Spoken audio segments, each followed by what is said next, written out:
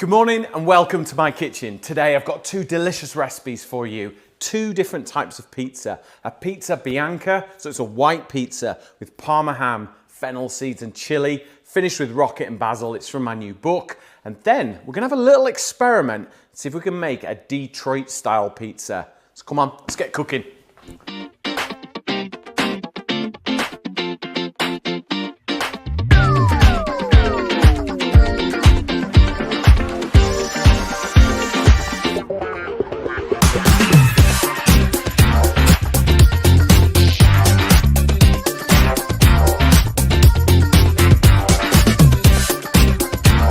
Okay, so let's talk pizza. It all starts with a really good dough. Now, I'm going for this new flour that I've just been sent. Cars have sent it.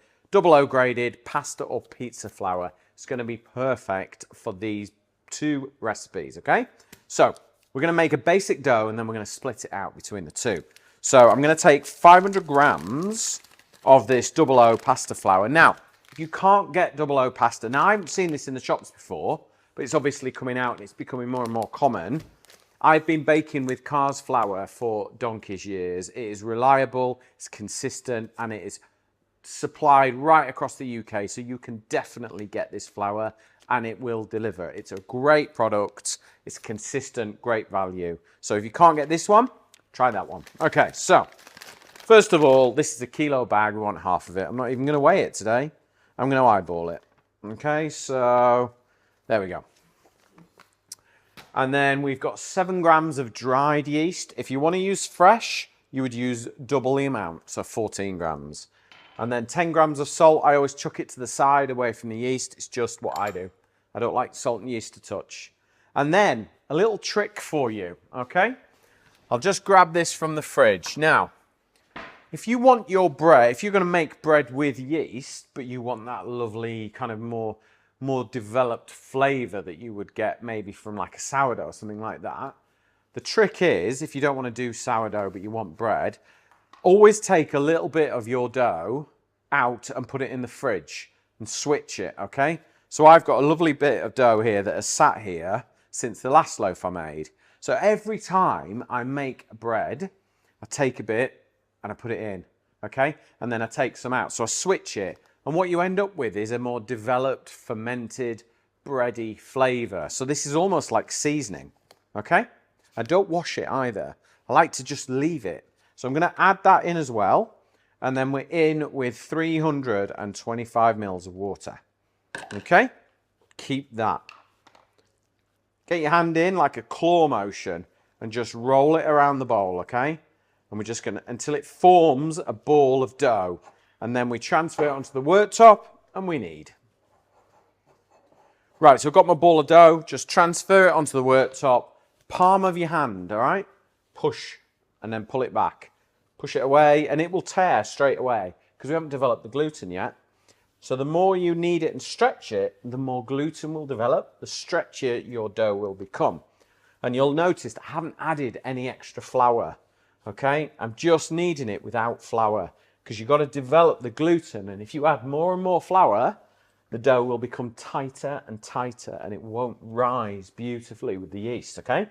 So get in a mess, knead it, work it, 10 minutes, and then you'll have a really nice, smooth, stretchy dough. Okay, so you can see, look, the dough's completely changed. It's really smooth and it's stretchy. Okay, this is ready to prove, but first, before we do that, take some of the dough, pop it into your tub, put it in the fridge until next time.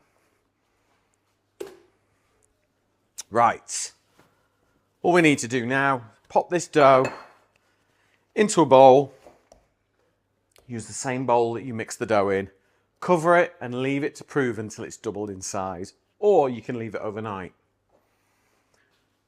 We've got one we made earlier. And you'll be able to see it's all bubbly. The yeast has done its job. It's got that wonderful sort of fermented yeasty flavour that I absolutely love. You know, bread, me and bread. And then look how stretchy that dough is, yeah? Let's lift this out. pop it onto the worktop, and then we're going to split it out because we're going to make 2 different types of pizza today. Okay, so I'm not going to knock all the air out too much. All I'm going to do is portion it so I can make 2 Pizza Biancas there, and then we can make 2 of our inspired Detroit style pizza. Okay, ever had a Detroit style pizza, Carlos? No, I've seen it. But... Yeah? You're not hungry though, are you, apparently? We'll see. We'll see. I'm always hungry, to be honest. So we'll put those 2 to there. Right, let's talk Detroit inspired pizza. So what I need are a couple of brownie trays. So I'm going to use my Masterclass 20 centimetre smart ceramic brownie trays, all right? So bear with me here. I'll make 2, because I think Carlos might get hungry as we make this. So I'm just going to grab a little bit of butter. You could use olive oil if you wanted to. And this is not for non-stick, because these pans are super non-stick, all right? This is to attach some Parmesan around the outside of the pizza and give it a wonderful crust. I think, in theory, it sounds amazing, all right?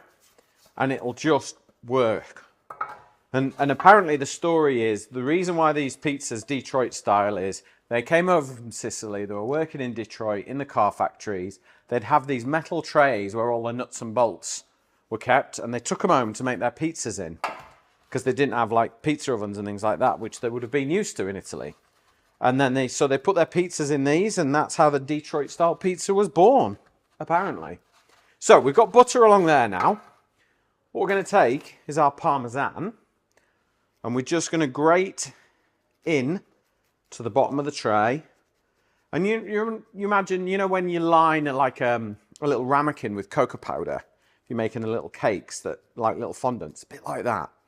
So we're going to put the cheese up the sides. Do you see? See, when I do that, all the cheese goes up, so it's almost got like a coating around the outside. Look at that. And that's what's going to make our pizza around the outside like really cheesy and crispy. So there's one. Let's do the other one. Remember, if you want any of today's recipes, make sure you sign up for the newsletter, pizzasidwell.com, and we will send you an email every week with all the recipes from this week's show. Really easy. It goes out at 9:15 on a Saturday morning. So if you're watching live and it's 9:15, you'll be about to ping your recipes. Okay. Same again. Just roll it around.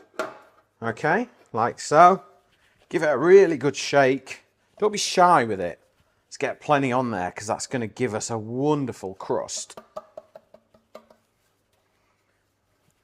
There we go.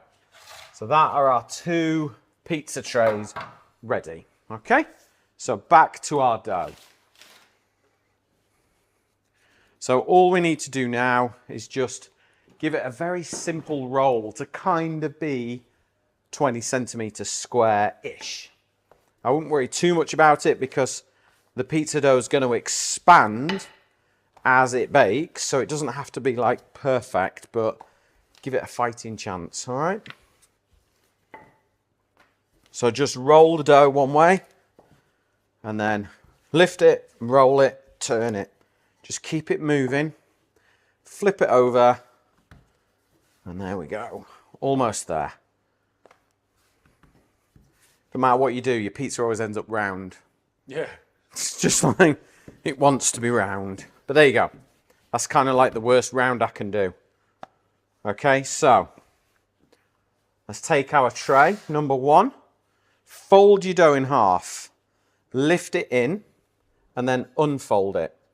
Okay, and don't be afraid to just sort of push it up the edges a bit, like so, because that's where it's going to go lovely and crispy. I mean, it's a completely unique pizza, this, in its style, and it's going to get weirder in a minute. Just bear with. Okay, so you can kind of see it going up the edges there, like that, yeah? That's exactly what we want. This is why the Americans call it a pie, because it kind of goes up the sides, yeah? I think there's real, like, beef between Detroit, Chicago, and New York. I think all of them. And their pizzas, and they're all vying for the best pizza in America. I have my own personal opinion. Ooh, you want to say it? Yeah. Come on. Napolese pizza. Naples, where the home of pizza, is my absolute favourite. Naples style pizza is my personal favourite. But I love a pizza. I do love a pizza. It's probably my favourite thing in the world. If it was my last meal, I think it might be a pizza. Like a really good Neapolitan style pizza. Anchovy, olive and caper. Tell you what, post in the comments your favourite combination of pizzas. Anybody who puts pineapple and ham will be deleted from this channel, all right? Pineapple is not for a pizza at all. It's controversial, isn't it? Would you have pineapple on a pizza? I had them when I was younger. Now you know better. Yeah. Yeah. Don't say it to an Italian. Oh my goodness. No, not for me. Pineapple, love it. Ham, love it. Pizza, love it. Not together.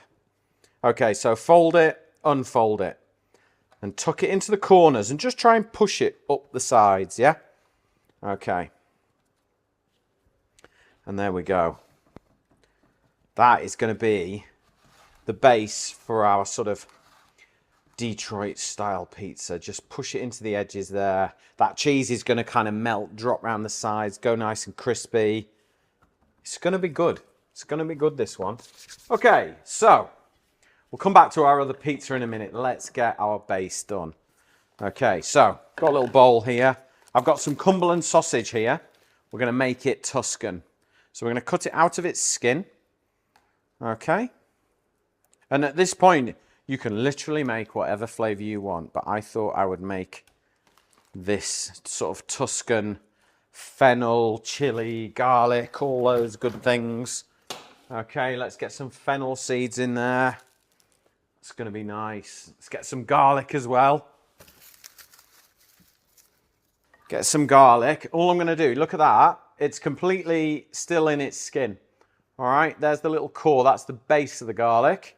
Just grate it with the skin. And there you go. Look, skin's there. Garlic's there. Don't need to worry about peeling it at this time. I'm going to add some dried chili flakes, okay? You could put fresh in if you want, no problem at all. You could drizzle it with chili oil, that's fine too. Okay, so let's just mix all that together. And then we're going to just put a little bit on there. So like a teaspoon, if you like. Teaspoon there. There's 4 bits on that one. Let's go 4 bits on there. Let's go 5. Let's go crazy, eh, Carlos? Right, I'll just wash my hands.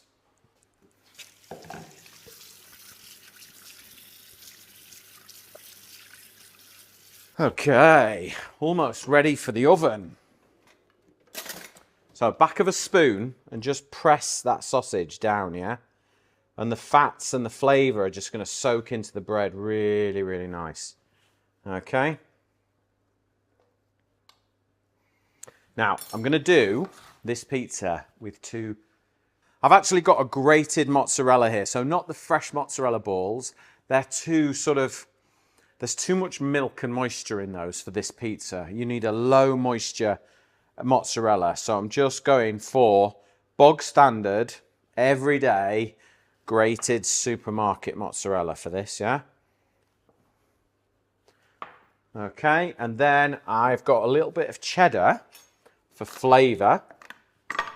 Okay, because I think this is going to work. It's not authentic, this. This is just me creating. As my mother would say. I do create. So a little bit of that. So you got a nice blend. And then we're going to add a little bit of Parmesan as well for a touch of tang as well.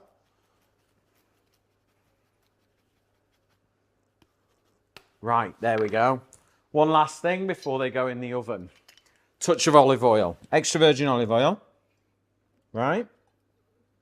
And you're probably thinking, right, where's the tomato? Okay? The tomato sauce goes on at the end. and we're going to make that when it comes out of the oven, okay? So this is now going to go in the oven, 200 degrees for about 15 minutes.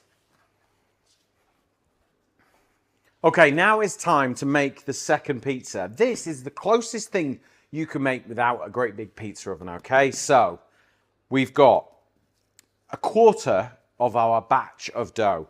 So just to remind you, we've got 500 grams of flour, 7 grams of yeast, 10 grams of salt, 325 mils of water. Knead it, prove it, divide it into portions, and here we are, ready to go. So roll your pizza round. Always start with the shape you want to finish with, okay? So you roll it, turn it, roll it again, okay? So while I'm rolling this out, I have got the new Masterclass colour electric blue 4-litre shallow getting nice and hot on a medium heat, no oil, nothing, okay? This is going to be our pizza oven. Yes, you heard it. A saucepan and lid from Masterclass is going to work as a pizza oven for us. Okay, so best thing to do, just kind of make sure it's no bigger than your pan. So there we go. We're good. Right. We are ready to cook. Okay, so I'm just going to crank the heat up. While I do that, I'm going to get 2 ice cubes. Okay, so this pan's got nice and hot. You can see the steam coming off. Let's fold our dough in half. Unfold it in the pan, okay? This is going to toast. Now, a couple of ice cubes. In fact, 3 ice cubes. That will help create steam and that will make it blister up really, really nice. Get the lid on and give it like 2 minutes on a nice high heat while we get everything else ready. So we're going to, this is a Pizza Bianca. So we are going to flavour it with mascarpone, chili, fennel, and Parma ham. Okay? So it's got a really, you get that kind of creaminess from mascarpone, you get the heat from the chili, then you get the saltiness from the Parma ham. It's just a really, really lovely combination, okay? So we'll just dice our chili nice and fine. The good thing about this is you can get everything ready while the pizza base is getting its first round of cook. Okay, I'm desperate to open that lid, see what's going on. Okay. I just thought it'd be a really good idea to be able to show you how to make amazing pizza without a pizza oven, okay? Because not everyone's got one. Although a lot of people bought them in lockdown. If you have got one, you could make it like this, or you can make it the way your pizza oven does it. Okay, so I've got fennel seeds as well. They're ready to go. And then we've got our mascarpone, okay?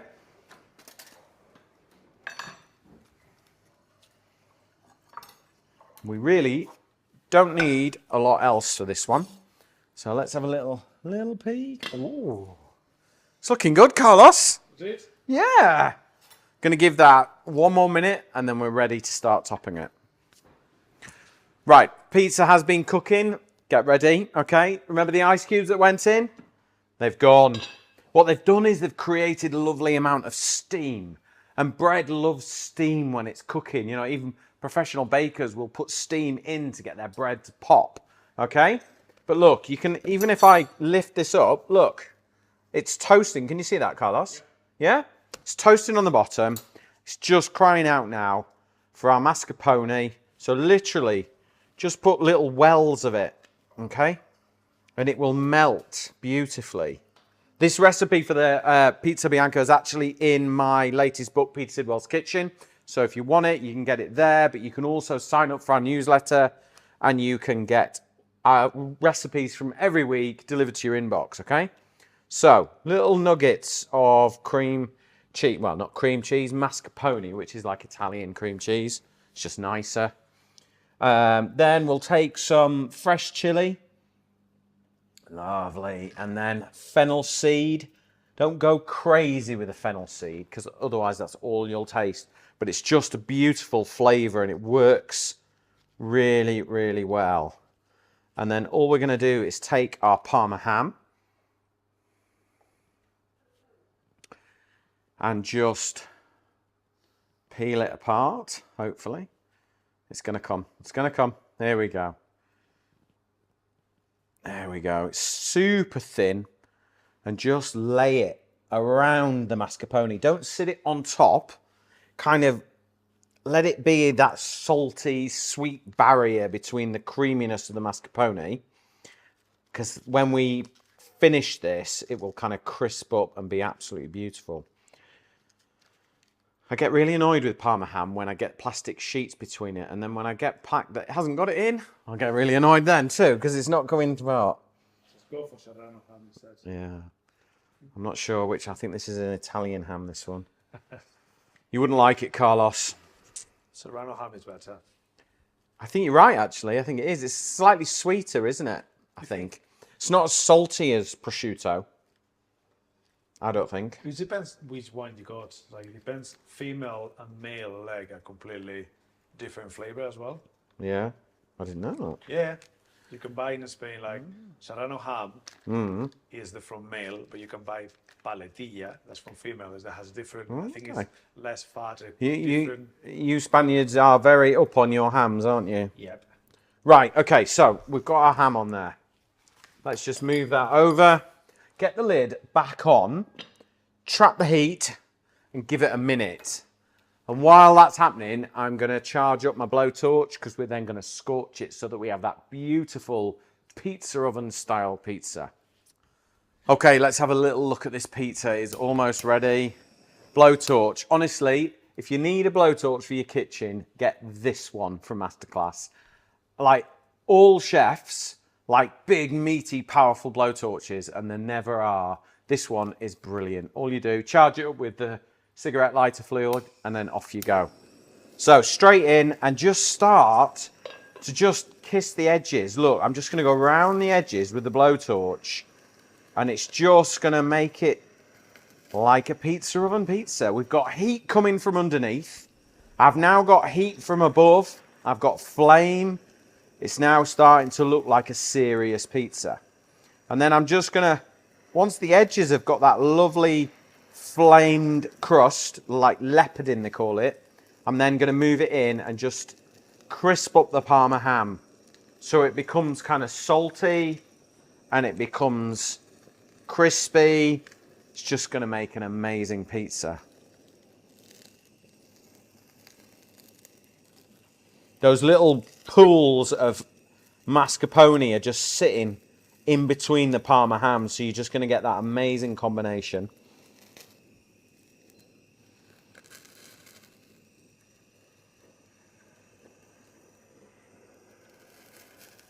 There we go. That is our fire bit. I've got a little bit of wild garlic because I've just been out picking it. It's in season at the moment, but you could use fresh basil. No problem at all. You could put garlic on it if you wanted to. I'm just going to put a little bit of that wild garlic on there now.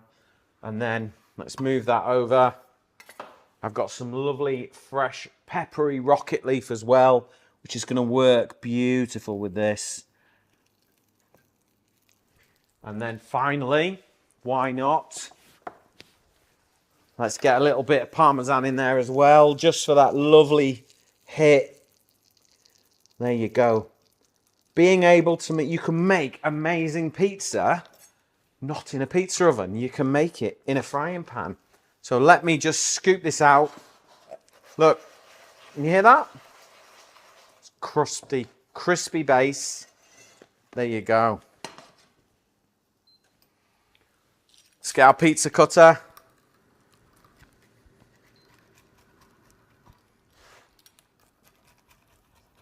Oh, nice. Got to finish that with some olive oil there. Right, Carlos, you're not hungry, are you? So I'm going to have to try this.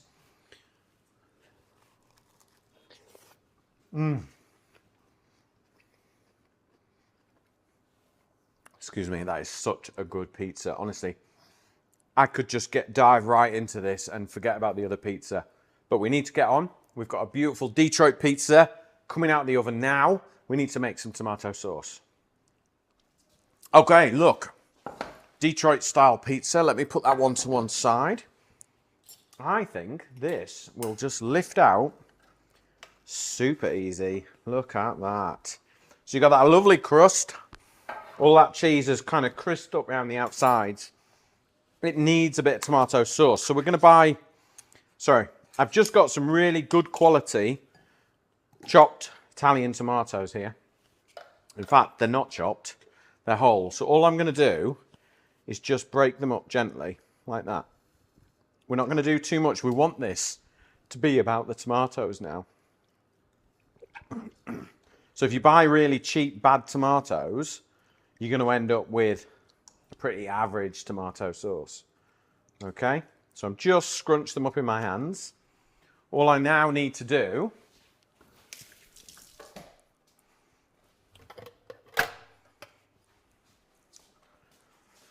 Lola is by my feet sniffing around. She's learnt there's food in here.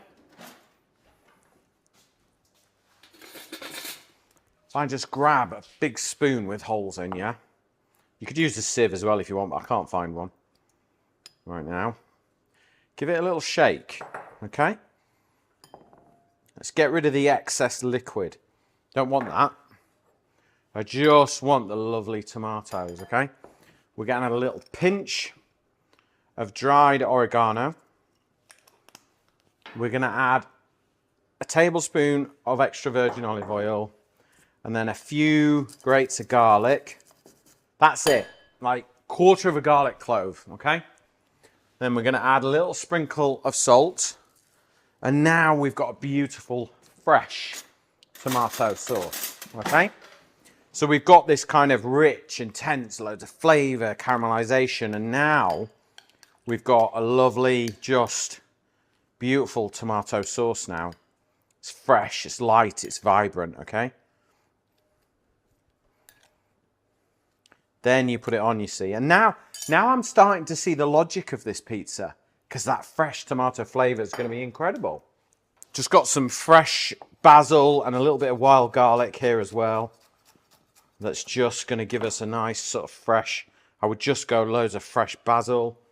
And then you've got to finish it with a touch of parmesan at the end, just for good measure.